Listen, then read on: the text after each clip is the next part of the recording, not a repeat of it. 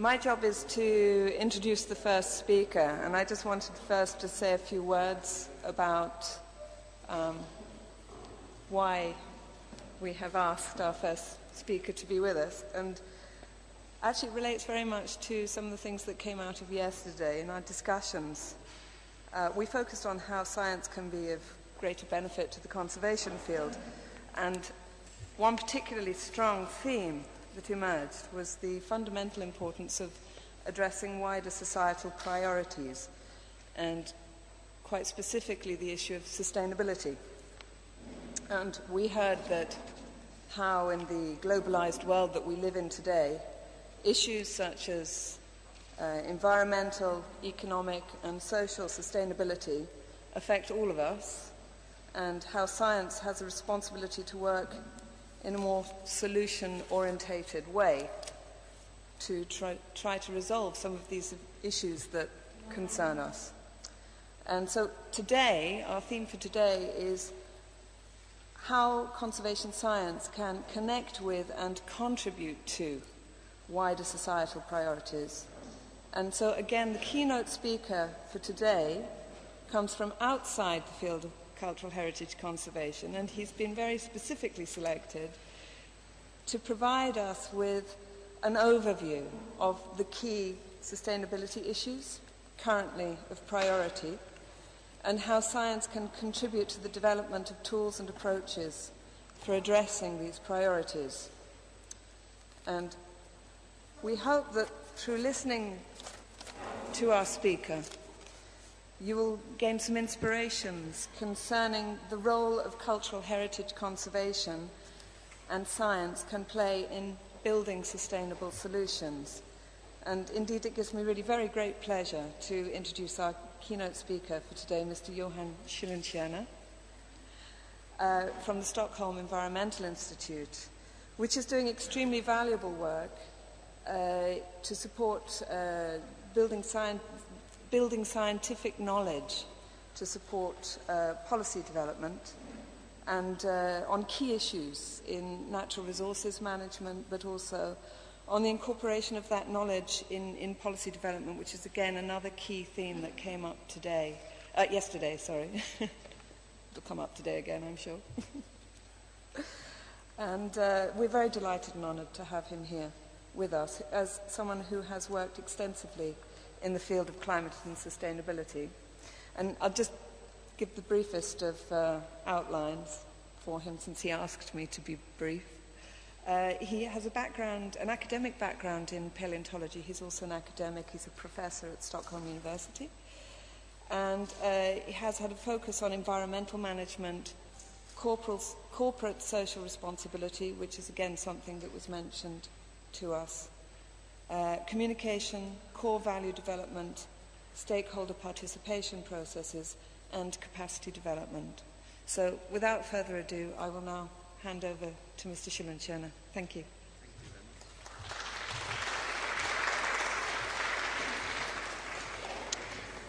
Thank you very much for that introduction. When I hear what my experience is, I realize that I'm a person obviously without a clear vision of what I want to do.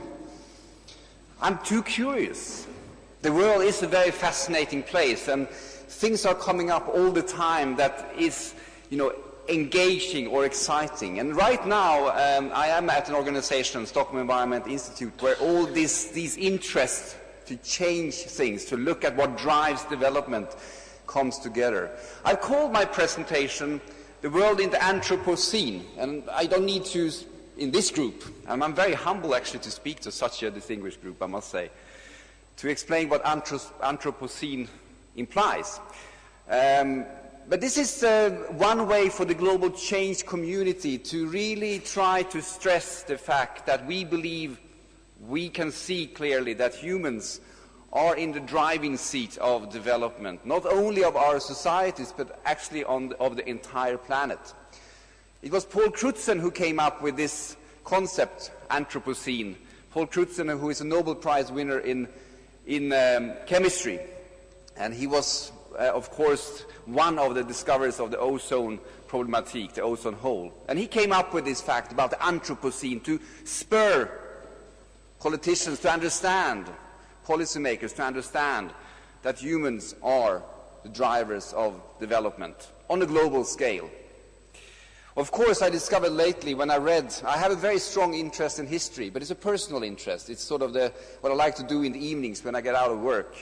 I read too many books in history, too little books about sustainability. But I read a very interesting book by a Swedish historian who talked about the Anthropocene as a discussion in the 1970s. So obviously, we were not the first, which is quite often the case. What is sustainability? It's a word we use a lot today, but it's not well defined. And maybe that is good. Sustainability, we have understood from our research, means different things for different societies. Also, priorities shift. In Europe, in North America, when we talk about sustainability, we put a strong emphasis on environment. In many developing countries, in Africa, I use these old terms, I know they're wrong, you shouldn't talk about developed and developing countries, but countries we have said were developing countries. Development is the key of sustainability, in sustainable development. We try to really find ways of describing this. This is our way in the Stockholm Environment Institute to try. It's an issue about the different, you could say, sectors. It's not a good word potentially, but the social, environmental, and economic dimensions. It's also different themes where sustainability in itself can be a research themes within a broader development context. But it's also about scales, local, regional, global scales. So it's a very complex web of issues behind the term sustainability. But we use it in a way where we interpret that everybody understands what we mean, quite often, which is fascinating in a way. I will not say very much about SEI. This is not why I'm here, but just to say that SEI is in many ways a unique organization, and one reason we are a bit unique is because we were created by the Swedish Parliament, established by the Swedish Parliament 25 years ago to address specifically sustainability. So from the beginning, it was a recognition that this broad concept leading up to the Rio conference in 1992 required very broad scientific knowledge. So we are an organization with natural scientists, social scientists, economists, etc., in one organization. So we can pull all these disciplines together without being worried about academic disciplines at universities and so on, which is great.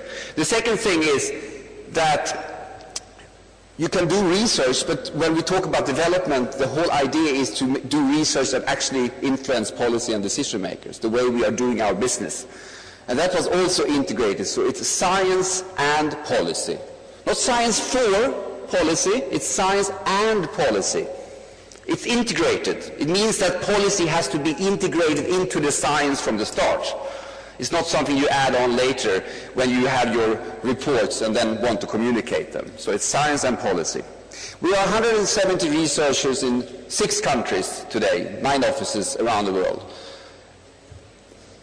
We can provide perspectives. If you remember, many of you may remember the first pictures we have of planet Earth from the moon. And it was interesting because when we first saw these pictures in the late 1960s, a lot of people said, finally, humanity will get a perspective on life. You know, when we see this little blue planet there from the moon, and we will suddenly realize and come to terms that we have to be, take care of our planet. Did we in the 1970s, 80s, or 90s? Well, we can debate this. There are many trends, I will show them, moving in the other direction. So maybe we need even further away perspectives. The NASA space probe, the Cassini spacecraft, took this very unique picture from Saturn last year. And the dot you see there is actually planet Earth. The big dot is Saturn.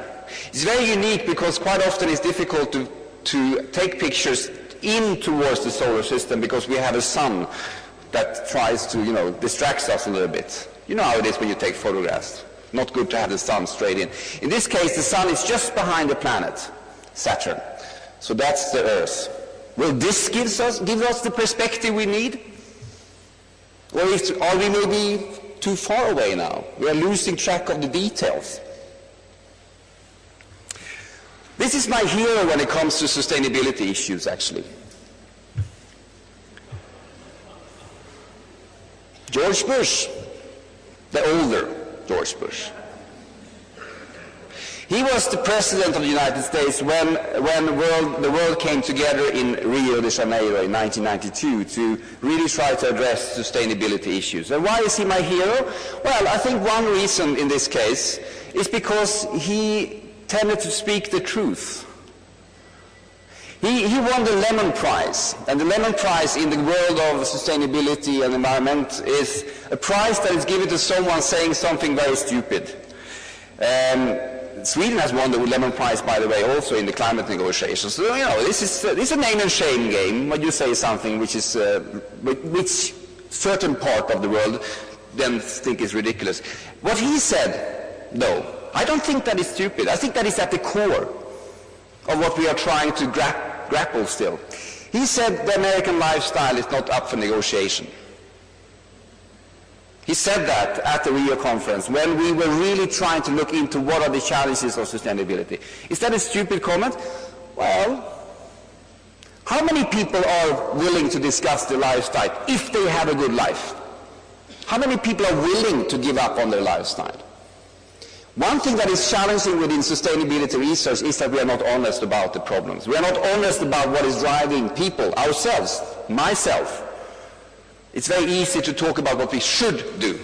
It's very difficult to talk about it in practice. And we have to recognize in our community, because we are quite often very negative. We don't have a positive vision in the world of sustainable or global research. Someone said to me that if Martin Luther King would have been an environmental researcher, he would have started, "I had a nightmare." It's probably true. So if we look at the development in the world, for most people in the world, this is from 2010, for the majority of the world population, the last 20 years have proven to be extremely positive when it comes to bringing people out of poverty. This is the reality we are also working in, because I forgot to say that despite the name Stockholm Environment Institute, we are working on environment and development. This is the core, environment and development. We don't believe you can separate between these two. So most of the world population, when we are talking about these issues, when we are talking about the threats of environmental degradation, they still argue, well, our life has become much better over the last 20 years. And who dares to say, well, yes, but you are wrong and you shouldn't have this development because it's actually bad for the planet? Well, we are not in the best position to do so in our part of the world, of course. We did develop without taking any consideration of environmental issues, basically. We are now trying to repair some of it, but it's difficult.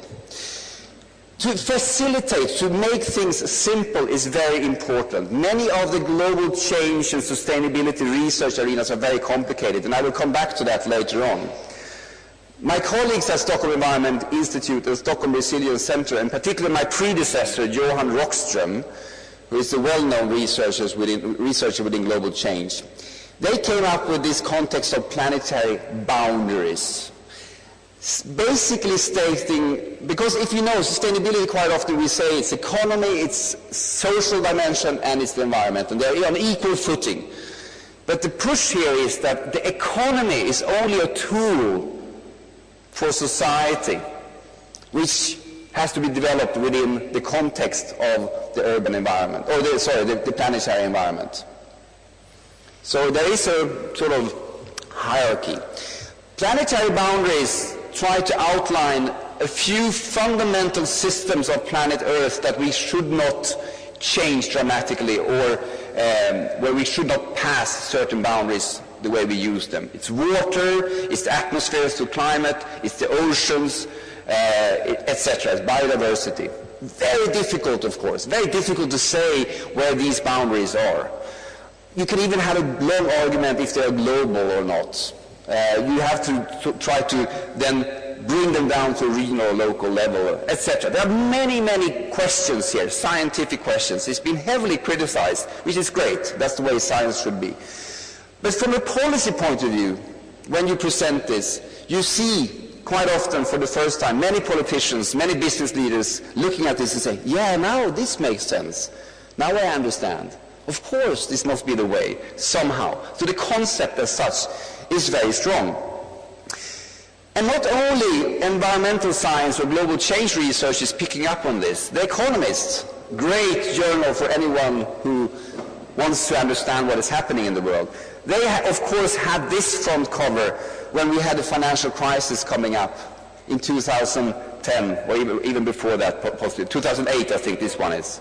But look, they also have a broader understanding. The question here, and what is interesting in the analysis, is if there is any linkage between the turmoils of the financial economic systems and what I talked about before, the planetary boundaries, resource crunch, etc. There are a lot of research trying to look into this, but of course it's difficult to find the one solution. I said history is important, and actually I have been a bit provocative in an article recently saying that the global change research tends to be really lacking history or historical perspective. A lot of the things we are looking at today as new or unique has actually taken place or been in the focus for a long time. In this city, of course, they started a long time ago being worried about basic resources, water supply, even wastewater. This is a wastewater, actually, tunnel in Rome. But also, for instance, the linkage to natural resources and food. So food, giving out food for free was a big thing in the Roman culture, of course, as a way to keep social stability. We see the same challenges today. We have been transforming the landscapes of the world. This is from Europe. This is the Rhine River. Look to the left, the natural Rhine River 200 years ago, and to the right. Huge transformations of not least this continent, and now we also see it in all other continents. This complicates things when we, for instance, want to understand impacts of climate change or other drivers. The impact on a natural river or a man-made river is hugely different. We have worried about population and resources in history.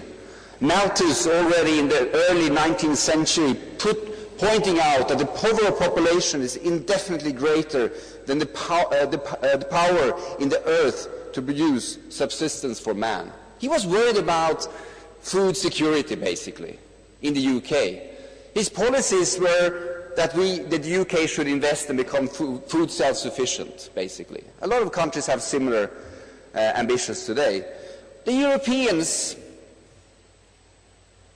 when they started to see these challenges, and there were other drivers, I'm simplifying a lot, and I'm trying to be provocative on purpose, but land grabbing, a big trend today. We are looking at China, we are looking at India, we are looking at the Middle East countries, buying or leasing land in Africa today. Land grabbing, in historical terms, we have a very clear example of this in the 19th century. Real land grabbing. It wasn't about leasing, it wasn't about buying, it was about grabbing. So we can learn from history, of course, when natural resources become scarce, one policy option might be to try to find them somewhere else. You can do that through trade and global markets, or you may, if you don't trust the global trade system, you may want to try to grab land elsewhere. This is a big trend, and we don't know where things will go in the future. The environmental issues became very obvious in the 1960s and onward. And what I would like to say with just these pictures here is that it didn't become obvious, and it didn't really become an issue for the public and for policymakers until we saw the impact. We must see, we must feel the impact. We can see that so often in science. We can describe things. Climate change is a case in point. But if you don't see the impact, if you don't feel it, it's very difficult to engage or get people engaged. So 1962 in London, thousands of people are dying from air pollution, which led to really quick policy shifts when it came to energy supply in the city, for instance. Later on, actually, Margaret Thatcher used partly climate change as an argument to close down the British coal industry, by the way. That's actually a theory which has never been confirmed. Anyway, to the right, we have a burning river outside of Cleveland in the US. We saw this in other places, rivers so full of chemicals that they actually started to burn by themselves. And as you see, Time magazine had a title there saying that if a person falls into this river, he or she does not drown, but decays. Very dramatic. But still, then you could realize how bad things were. And you got the engagement. And in the 1960s, one of the heroes, the real heroes maybe, Rachel Carson, who wrote the book Silent Springs, looking at, not just writing about the fact that, chemicals are bad for us, or, but really pointing out what the impacts could be in a way so people could understand. Silent spring, meaning that birds would die, and we would not have the springs we are used to in Northern Europe and Europe, with the singing birds. We suddenly could understand a consequence of something. What she also pointed out was, of course, the fact that environmental issues are now also not just confined locally, but they can also be transgressed through generations. They could also be transgressed regionally. In the 1960s and 70s, when acid rain came up, for instance, in my own country, in Sweden, we started to realize that environmental issues is not just about what you are doing. We have to cooperate. It was a regional issue, and it became a global issue. It doesn't matter if we close all our factories or coal power plants in one country if the country next to you are still using them. So in the 1970s, already in the Club of Rome, we started to talk about limits to growth. It's 1972. It's a long time ago. What is the main discussion today in the global sustainability arena? It's about limits to growth. We are still there, and we still don't have a model for what the alternative would be. Just as little as we have a model for understanding how to deal with the fact when we have more elderly people than young people in society. And nobody wants to talk about that, by the way. We had the oil crisis in 1973. What was the reaction to the oil crisis? It was, we need to find more oil outside of OPEC. We have to develop nuclear power. What can be the lessons learned? Well, when you take actions in certain areas, you may have to be aware of the fact that they give you problems later on. This is something we struggle with today as well, of course, when we are talking again about the future energy system. And I will give some examples of that as well. So in many ways, when you deal with policymakers, when you deal with the public, we as scientists, we have a task in trying to make things simple enough to understand, to really engage, but not too simple at the same time, as Einstein is saying. And we do that quite often. We try to find one problem, really. Population. That's the problem. We are too many people, You can see this. The Earth is this truck here. And we are, we can even today, there is something called the global population clock. I can recommend it for anyone who likes statistics. This is really a Christmas web page. It has statistics about everything, how many emails have been sent today, and how much spending there is on obesity in the US on a daily basis. I mean, there are many of things. But one thing you can get there is actually by second the global population. Isn't it fantastic? I don't know the accuracy, but... So last night when I came back from the beautiful French embassy reception, I went in to check, so you would have more or less the latest. So yesterday at 11:15, we were 7,186,250,246 people. Of course, and most people know that this is very simplistic to just say, well, the population, the number of people is only one aspect of this. And we can just show one other example. This is a factor, of course, but there are other drivers of change which may have an even bigger impact. This is a fascinating one. 1950, megacities. I'm a geographer by background, and I feel comfortable because I know the names of these megacities. I think most of you would do that as well. Buenos Aires, New York, the Ruhr area, Moscow, Shanghai, and Tokyo. 1950. How many people were born in 1950 in here? A few. I'm sorry to ask this question, but not that many.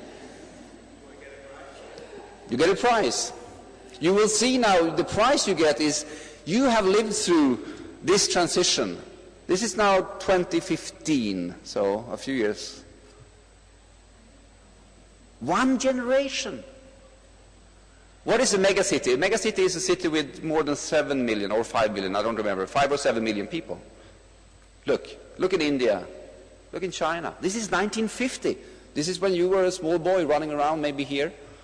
I don't know. Yes. And now this is the world we're living in. So drivers are interesting to understand. We do have also other drivers. We still have basic needs issues, and I won't go into detail here, but just because you know it's a lot of small numbers here. But well, the numbers are small in font, but big in size. There are still a lot of gaps in this world, and a lot of inequality. The basic needs of people are still a problem that we are confronting. 2.6 billion people lack access to sanitation, with all the implications this has. Poor sanitation is one of the key reasons behind rape. Because women need to do open defecation outside the villages. So, you know, the connections you can start to find in so many of these things between these numbers and social dimensions is actually quite staggering when you look into them. Almost 1 billion people lack access to water. 1.6 billion people lack access to electricity. 1.4 billion people lack access to modern fuel for cooking. 1 billion people go to bed hungry. There are many of these things still that we need to deal with. But it's not the human needs that really stand behind the challenges of the planet when it comes to natural resources. And I get very frustrated when I still quite often at international conferences we talk about the human needs as the major challenge from a sustainability perspective. It's not the human needs, it's the human wants that is the challenge that we all have. Because I don't think anyone in this room would be very happy living on the level of only human needs. Nobody. Certainly I wouldn't. I wouldn't be here in Rome if I had to live at that level. I would not have been at the French embassy yesterday. I would not have a possibility to stand here when we talk about human needs, education. I mean, there are many aspects in this. So the human wants drives our economies, and that's the agenda we are trying to grapple. You remember about making things simple as possible. Now we are moving in the other direction. And if you look at some basics in this, you can bring it down. And this is a simplification again. I will show you the real picture in one slide later on. But what we are looking at is basically that the human needs and wants when it comes to food security, energy, and water is really at the center. You can add a lot of dimensions around this, you know, other drivers, climate change, etc. But these resources to feed the future population, to provide energy for the future population, is clearly one of the major challenges. This is behind the resource exploitation that we see in many parts of the world today. Agriculture is really the major transformer of this planet, has been in many ways. When looking at biodiversity, looking at climate change, looking at water, where agriculture uses about 70% of all the water we use as humans. So it is a driver of change, and energy is as well. And if we look at the challenges here, they are you know, staggering, but at the same time they also show a bit of success story. The graph to the right here, it shows the black line shows the hectares per person of agricultural land from 1961 to 2006. And as you can see, the agricultural land per person has dramatically diminished as population grows.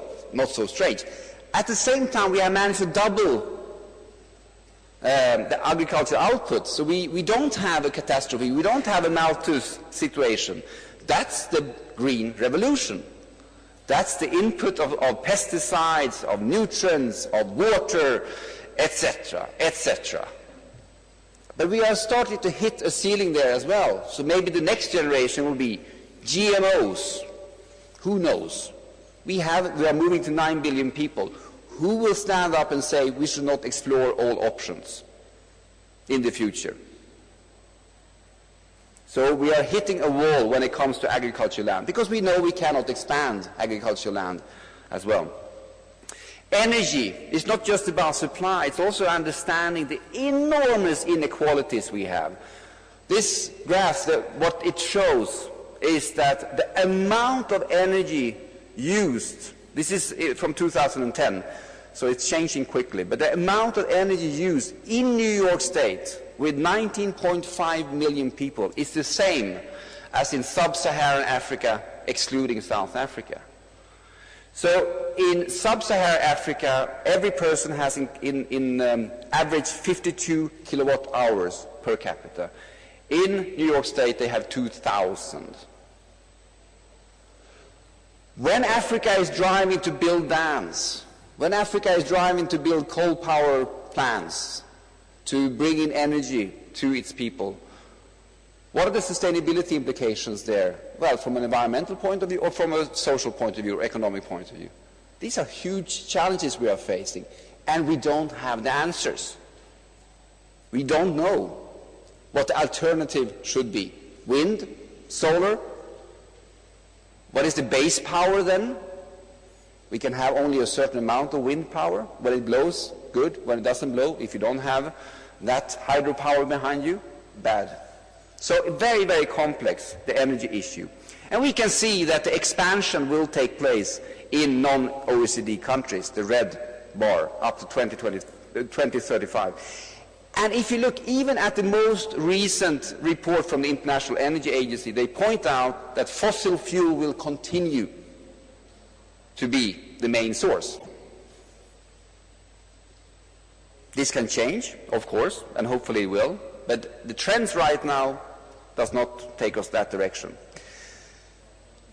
Then we have the conflicts, and this of course I could talk about for a long time, and I'm showing this messy map of global trade when it comes to grains and oilseed. Why is that interesting? Well, we see a dramatic increase in this trade, in particular for oilseeds. Why? Biofuel. So suddenly there is a very interesting conflict between food security and energy security. And water, by the way, because you often need water to grow this.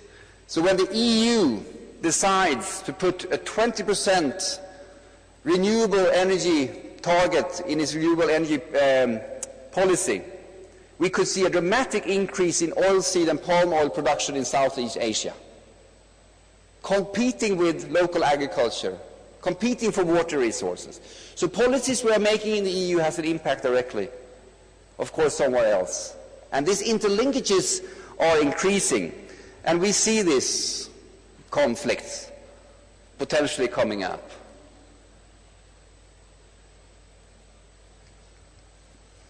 The water question, and as you see, I really go through many of these very challenging and interesting topics a bit quick here, but the water challenge is particularly interesting, of course. Water is at the center of our societies. We have an example outside here, of course.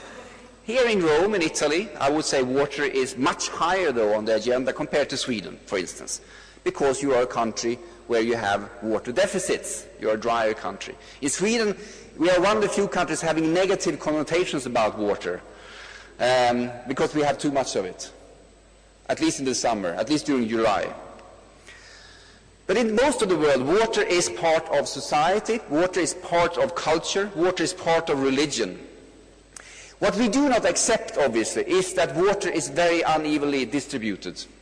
The natural water systems gives us is not fair, to be honest. It's not fair at all. There is no fairness in nature. Nature didn't sort of start off from an equity point of view.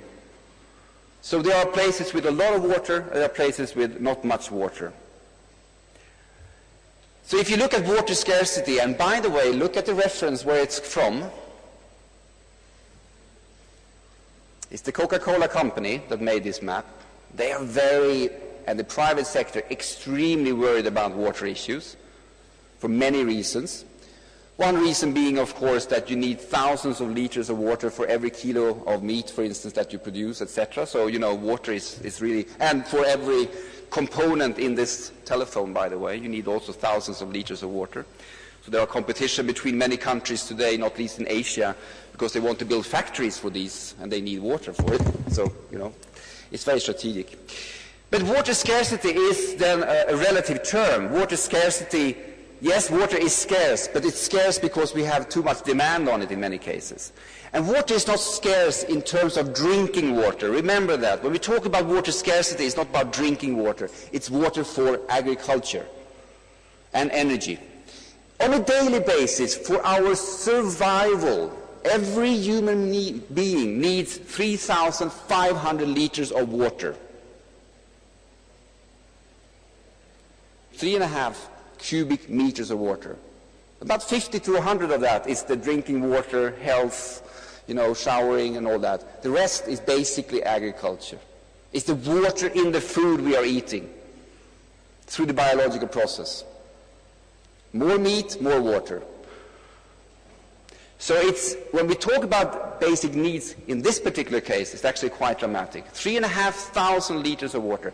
So countries with less water than that per capita can never be food self-sufficient. This implies for basically every single country in North Africa and the Middle East. They need to rely on the global market. How do you communicate this to policymakers? How do you communicate this in an environment where agriculture is at the core of development and core of culture? That agriculture is not the future. So the final area, just very quickly, climate change. I promised to talk a little bit about this as well. A new report from the IPCC came only about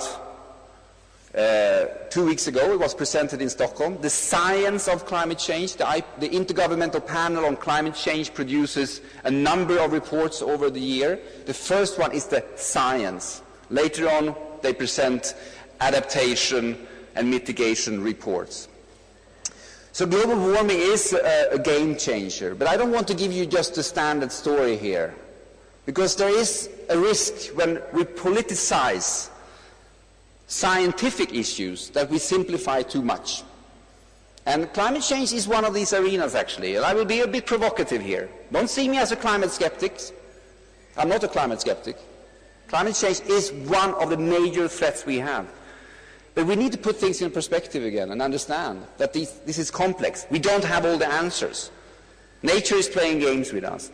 So this is the temperature curve, which is very famous over the last 1,000 years. And you see the dramatic increase in the end there. This is from the report being launched 2 weeks ago, where they instead present temperature in decadal increments from 1850. Actually, there was a long debate about this 1850. They want to present climate change since the start of the Industrial Revolution. And there was a big debate, when did the Industrial Revolution start?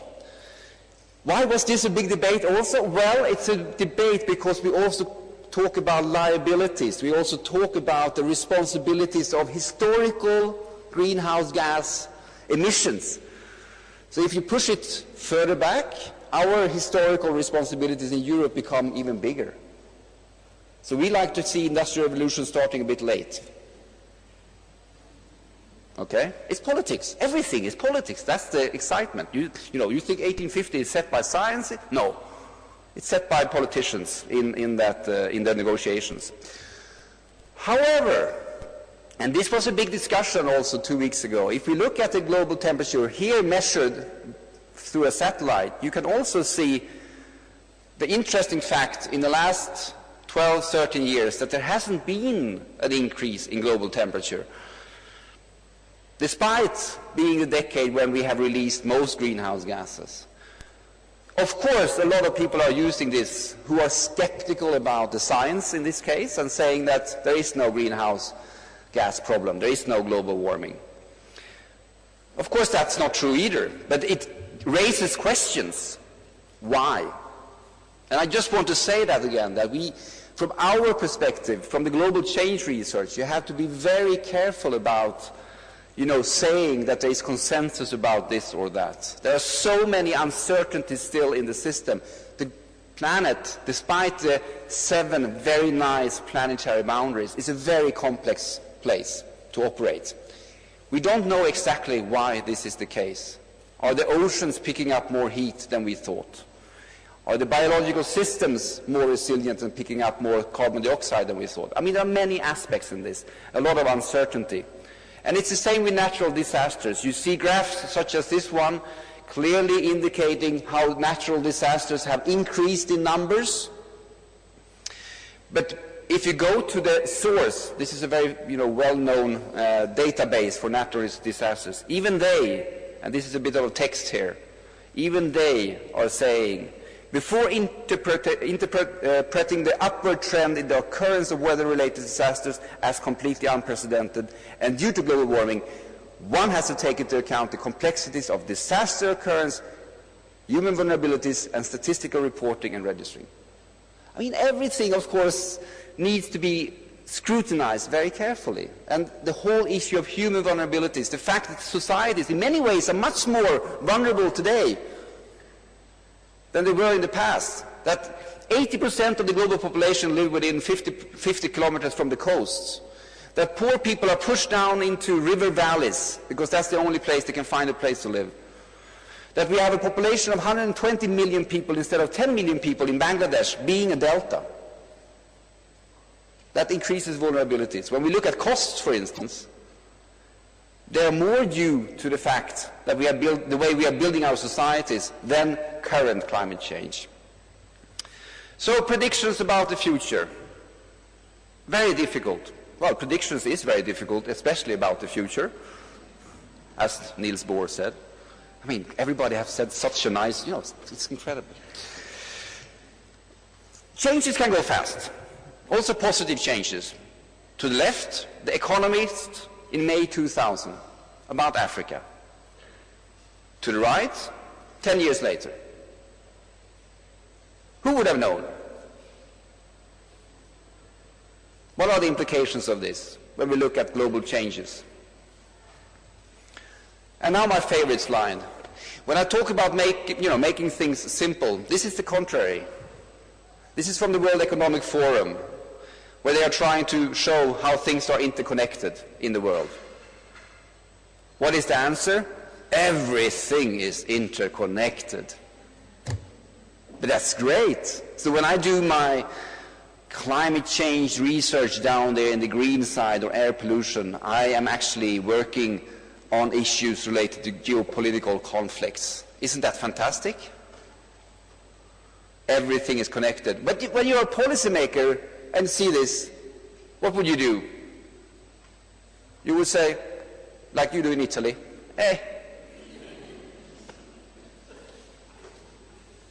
okay, what can I say? You can do this more geographically also, and if you look at FAO, and this might be also interesting from the perspective you are working, they are trying to look at if there are hotspots in the world where there are many factors coming together to provide specific risks. Food security, energy security, environmental degradation, etc., etc. And they are trying to point out where we have those systems at risk. And as you can see, they are worldwide. Interestingly, for instance, we don't have Sweden here, although I would argue we have huge problems, for instance, with the Baltic Sea. Maybe it's not, for our survival, but we obviously have huge challenges that we cannot cope with. In one of the richest regions of this planet, we have the most polluted ocean in the world. So we should be careful about saying that we are a role model when it comes to sustainability, I think, sometimes. So you can present, the challenges we have in front of us in many different ways. And the whole idea here, compared to the first one, is, of course, to bring it down in scale, bring it down to people where they are operating. This is the problem we have with climate change. It's not the models are not relevant for the individual farmers. Yeah, okay, climate will, change, but what can I do? And that's a big issue for us. Let me skip that. There are also other uncertainties. And this is, again, very, very important. The future is not set. When it comes to climate change, you can see that also from the IPCC reports. They say 1.5 degrees, they say 4 degrees, they say 3 degrees. Of course, because they don't know. How should they know? They don't know what we will make, what kind of decisions we will make tomorrow when it comes to our energy policies. They don't know yet how much greenhouse gas we are actually going to release. We can still shape our future, and I think this is a message which is very, very important, because quite a lot of people say we are doomed already. We're not doomed. We can shape our future. We make decisions and we shape our future. But uncertainty will be the key here. And I just want to show this, trying to illustrate this a bit when it comes to, politicians or others asking questions, because they do that. If you take Australia, by the way, actually there was a specific debate about water in Australia and the future of agriculture. Australian politicians basically asking scientists, okay, can you tell us then, in 2030, 2040, are we fit to continue with agriculture, or should we give it up more or less? Because we can see water, being more and more scarce because of climate change. Can you give us this answer? Because we need to plan. When it comes to agriculture, when it comes to energy policies, we talk about 30, 40 years planning. We cannot, shift every second year. The power plants we're building today, we will have in 40, 50 years. So what are we then saying to them? Well, looking at 2070 here, this map shows changes in precipitation. That's the biggest single issue related to climate change. The impact on water. That's the big issue. What will happen? And that's the issue where we are most uncertain.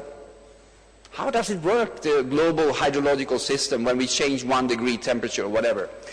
So this map shows red areas, all models basically showing precipitation will go down.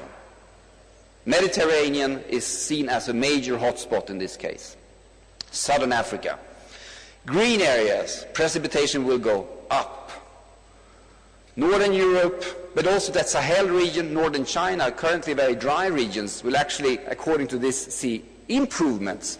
So when you hear these things about where is dry, it's going to get drier, where is wet, it's going to get wetter, just say, too simple. That's not true. The yellow areas are areas where the models are, some models are saying it's going to be an increase, and others are saying it's going to be a decrease.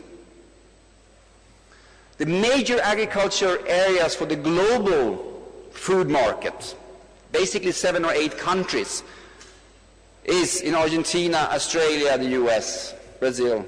Look at the colors there, yellow. So, what did the scientists answer the politicians in Australia? They gave the answer we mostly have to give. It's going to be wetter or drier. Politics is about dealing with that. It's not about the answers. And just to also illustrate, why we have to understand so many of the other drivers on this planet, just give a very nice example, just to, visualize. This is Florida, 1920. 100,000 people lived in Florida in 1920. I had to double check this because this came from Munich relocation. But obviously it's true. I went in even to a homepage from the Florida state. And yes, 100,000 people, resident.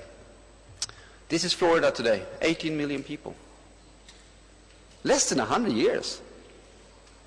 And we talk about population growth in Africa and so on. Well, and tourists, well, there was one. Hemingway was probably there somewhere, but not many. Today, 40 million. And what is the difference in impact when these guys then come? And how can we measure and say, well, the impacts are much bigger today than they were 100 years ago? Impacts, yes, probably. Reasons behind it? Many. So where are we heading then? I'm really happy that, in a way, I could leave you with a question. What can your your scientific discipline, how do you read to relate to global change? I have no clue. That's the great thing. That's why I'm so happy for once. I don't give any answers. I'm just saying that, it's a complex world out there, and I think what you are doing has a very important role in all this. So now we are looking at the next agenda, the Sustainable Development Goals, the future we want. And you could see we talked about green economy, and now because of all the unemployment in Europe, we added also job creation as part of the green economy, as the key thing, to sell it to politicians. We cannot just talk about the environment, we have to create jobs as well. The Sustainable Development Goals have really triggered a very interesting discussion in the UN system, because it's not just about poverty alleviation. Suddenly it's about us as well in the West, our lifestyles, our resource consumption.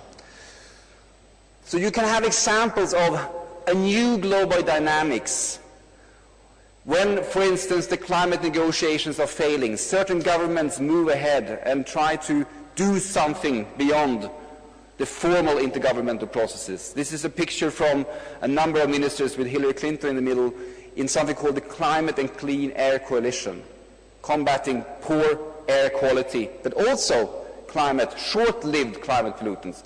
Why is it successful? Because they added all the other benefits of taking action. It was not just about climate, it was about human health. It was about agriculture production. And suddenly you have governments buying into it when they could see numbers that immediately made sense to them. But there are also barriers, and this is one thing I want to also end with. There are barriers. We know, for instance, and this is now at the local scale, where we need to recycle nutrients much more, because phosphor is running out. Producing nitrogen is very energy intensive. So we need to reuse nutrients from human excreta, from urine. And there are huge cultural barriers against this in many countries. How do we overcome that? Because this is not just, a fun little social experiment. This is about the future of agriculture in many cases. We can triple production locally if we can build these systems, instead of relying on very expensive fertilizers coming from outside. How do we overcome these barriers, where culture becomes a barrier to positive development? And what is the future of communication, internet, and connectivity? And is it equal? This is a Facebook picture from December 2010 showing the flow of Facebook. It's amazing. We are connected, but we can also see that not all are connected. So these are some concluding points. I can leave them on if you want to as part of the discussion, so I can come back to them and just say, evolution will have its path. Potentially.